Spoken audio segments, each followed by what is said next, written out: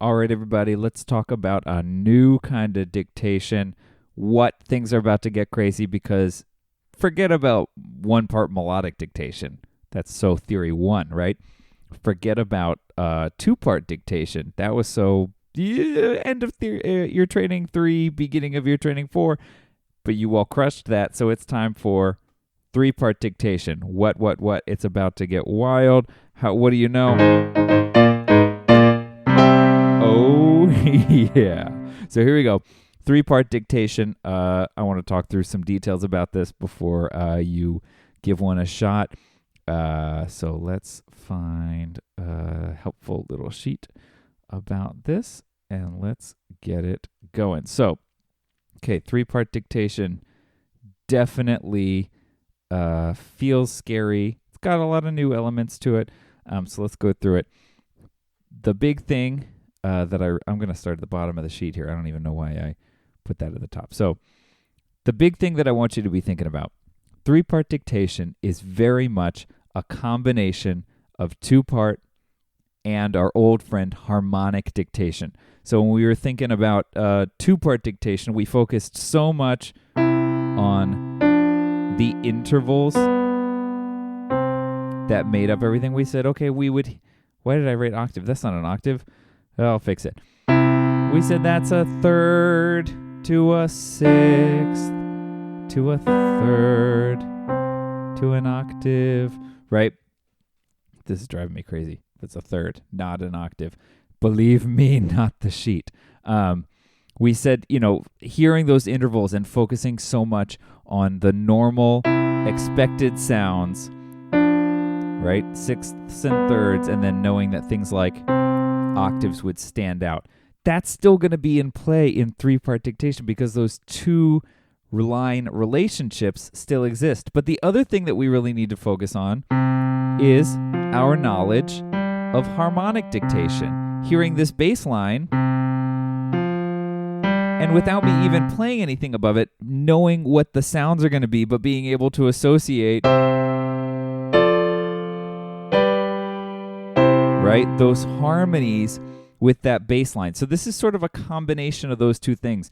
Being able to hear the intervallic relationships of the lines, but also infer and understand what notes are going to show up by being able to tell what the chord is, right? Because with three-part dictation, we can very, very much hint at what a chord would be by either explicitly having all three notes of a chord or by having two notes with one doubled. That would be a really clear giveaway on what the chord should be. Just like if we look here with F in the bass and D in the upper part, let's say there was another F doubled somewhere, even if it was still just D and F, we would still understand that as a 2-6 chord. So let's talk about the example that we're actually going to do. We can see that we've got treble and bass clef, thankfully no alto clef to really screw us up right now. And we're going to do one that's 4 lines long, 4 measures long. This one we can see is in 3 voices, and the voices are bass, alto, and soprano. You can see down here, I've sort of mapped it out. Bass, alto, and soprano.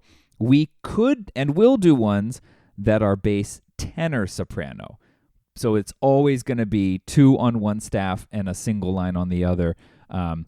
This time we're starting with bass, alto, soprano. So the only thing that's happening down here on the bass staff is the bass line, while the alto and soprano voices are sharing the treble clef. So those two are a little bit closer together. Even right on this first chord, the basses are pretty far away from the altos and the sopranos. If we listen to the opening sonority on this one, if it was bass, tenor, and soprano, we would hear,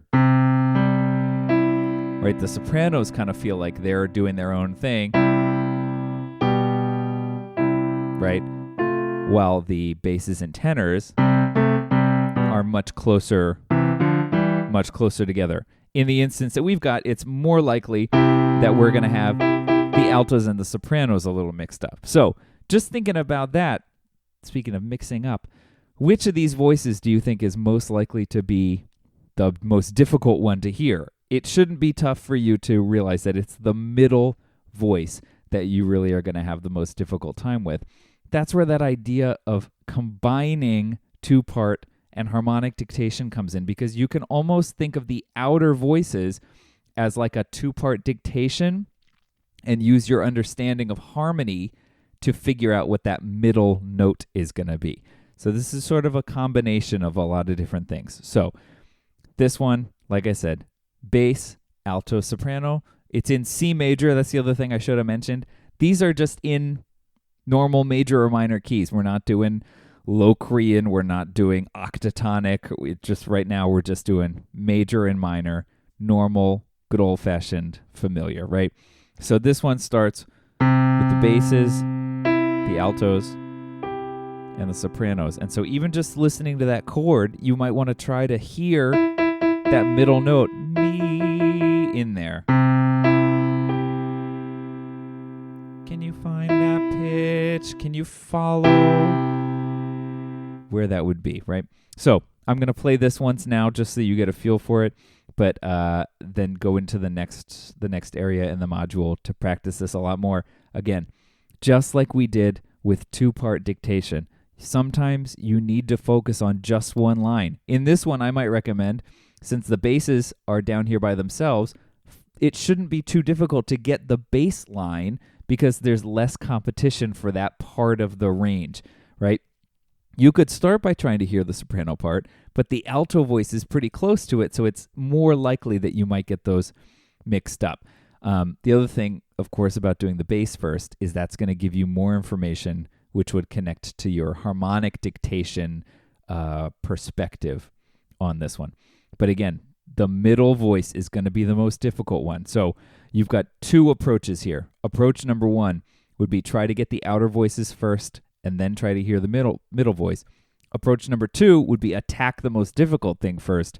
Really listen for that alto part as almost like a melodic dictation with just distractions on the sides. If you can get that, then you're going to have an easier time with the outer parts. So sort of a two-pronged approach, a lot of options to consider. Let's give this one a listen to see what it sounds like. So there's bass, alto, soprano. 1, 2, 3, 4.